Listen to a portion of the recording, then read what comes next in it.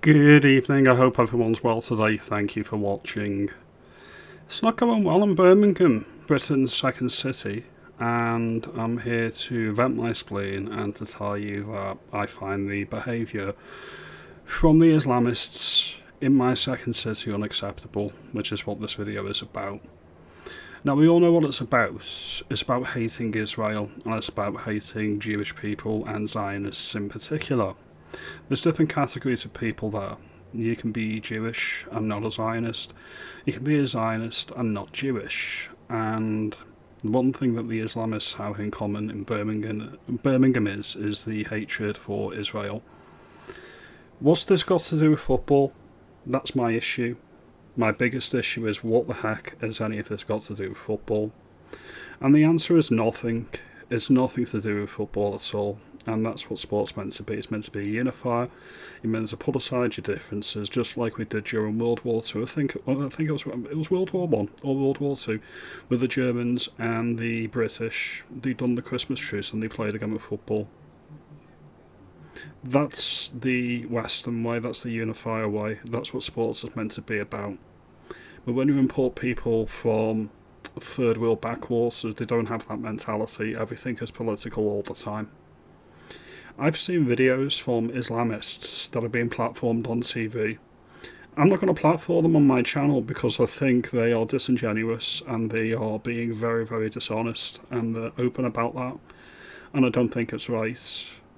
What I don't like is the importing of foreign conflicts into the country. I really, really despise it. If it's not a British problem, frankly, it's a secondary or tertiary issue. I couldn't care less. Broadly speaking, I'm on the right side. I'm on the side of civilization. I'm on the side of democracy. But what I'm seeing isn't that. I'm seeing deeply, deeply disturbing images. I'm going to bring some of that to you in a minute or so. There's a young citizen journalist as well called Young Bob, and apparently he was arrested today down excuse me down in Birmingham. So I'm going to bring this video up first of all. Preaching the peace. No, you haven't. You haven't. And I've done that. Somebody will have. Somebody will. We're going to see. What you're going to see is the fact that. And you keep coming back into it, and every time you go back in there, okay, an argument breaks out and you're at the centre. Have I started these arguments? Have I even spoken to the people that have these arguments? You're into okay. So when an argument breaks out. No, I haven't even interviewed people. I interviewed one person. This is giving me flashbacks to when I was bullied in high school. Alright. I used to go into a classroom, and the mere presence of me in a classroom was enough to cause disruption, and people used to be violent towards me. And it got so bad that I was removed from the situation for my own safety. So the bad behaviour of the bullies in the class, and the people egging the bullies on, that was the issue. I should have the right to go into school and not be bullied. And it's the same for Jewish people, or British people in general. They should have the right to go anywhere in the United Kingdom and not be accosted or attacked by people that don't agree with them politically. This is deeply troubling that the police are facilitating this on the command of the Home Secretary. The Home Secretary does have the power to intervene. Convention dictates that she doesn't intervene. That's Shabana Mahmood, by the way. 3 guesses why she won't intervene.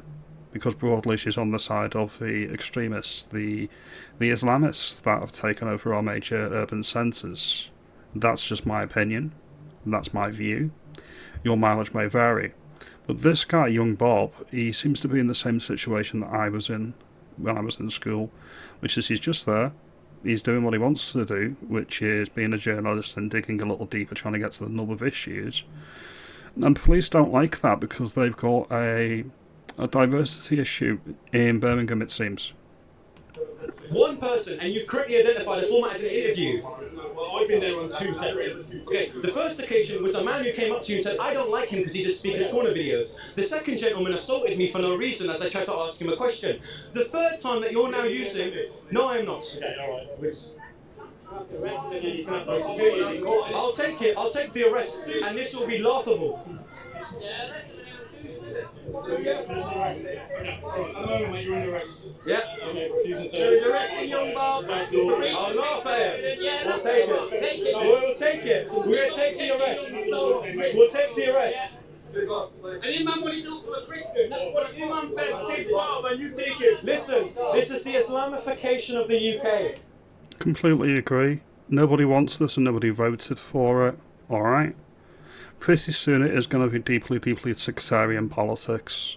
You're going to have an Islamic bloc of people voting on religious lines. That's something we got rid of 4 or 5 centuries ago in Britain.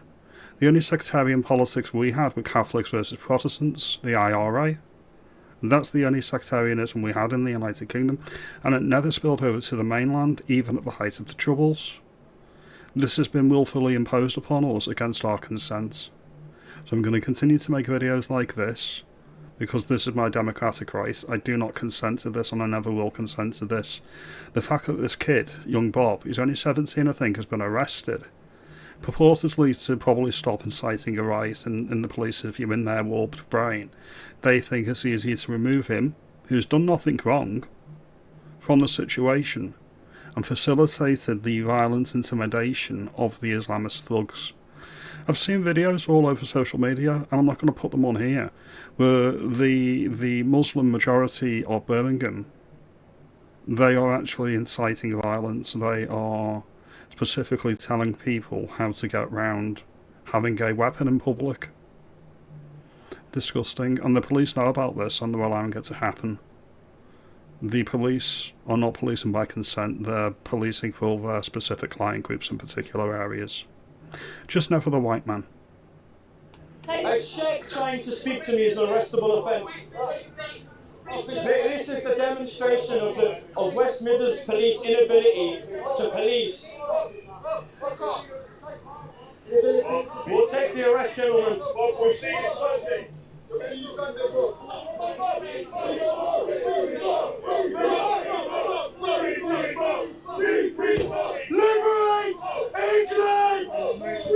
Liberate Britain, lad, liberate Britain, but yeah, I agree with you in principle on that one.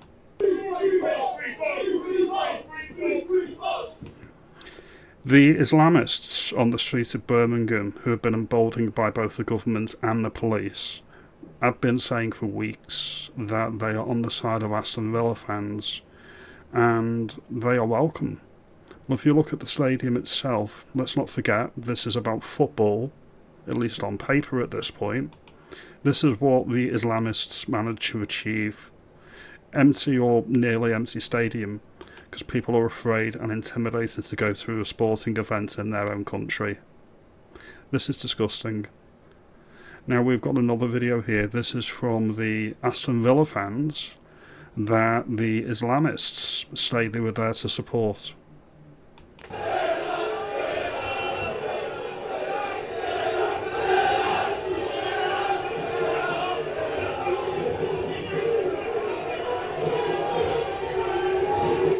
Clearly saying, clear off, you're not welcome here.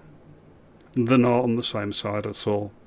The Islamists are doing what they always do, banding together and saying, English people, you are not welcome in your own cities. This is our territory now. The message is clear. A lot of people understand that message, and it needs to be resisted at every opportunity. I know if I was a Villa fan, I would have been not going to that game today, even if I had a ticket. Sod that for a game of volley is not going to happen. This is facilitated by the police making regular people like me and you unsafe or feel unsafe in our own country, and it is unacceptable. This is what the Aston Villa fans were saying clear off to.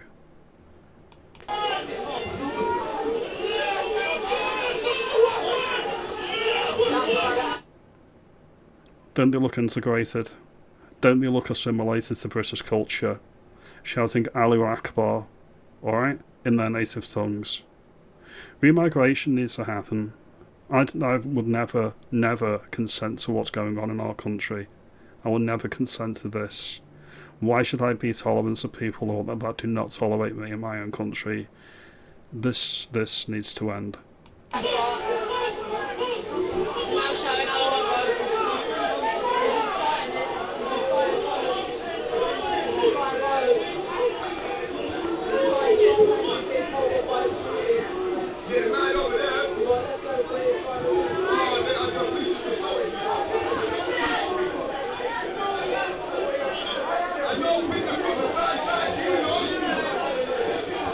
we'll leave that one there.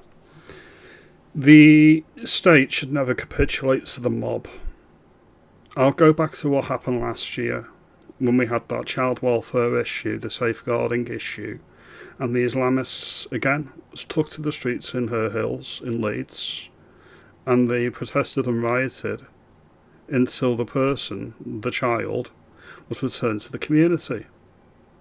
And there was a legitimate safeguarding issue. The native British people probably seen what happened in Leeds, and when the Southport atrocity happened a month or two later, thought, right, okay, maybe that's how you get action, maybe that's how you get results. And then we had it displayed that the law is interpreted for the minorities and applied to the majority population. And the reason why it's applied to the majority population is for a deterrence effect.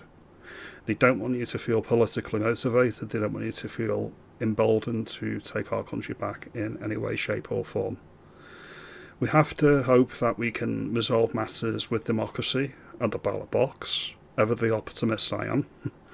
Now, if you like this video and you think that the scenes in Birmingham tonight are a disgrace, you let me know. You let me know if the Islamists should be getting a free run at Birmingham and London and Liverpool and Manchester and Glasgow whenever a foreign country, a third country, such as Israel, does something that they don't like. If you want to fight the Gazan cause, if you want to fight the Palestinian cause, I recommend you take a one-way ticket to that country and deal with it there. I'm sick and tired of it on my TV screens. I'm sick and tired of it being rammed down my throat. We've got more important issues here in the United Kingdom that actually need our attention. Now, if you like this video and you think I'm onto something, you make me aware, like and subscribe, and I'll see you on the next one. Brief shout out to my 2C as well. I believe he had an altercation in Birmingham and he was moved on by police. I don't think he was actually arrested like young Bob, but even independent journalists, no matter how big or small, are given the short shrift by the police. Of course, if he had a BBC lanyard, then he would have been given carte blanche. Have a good day.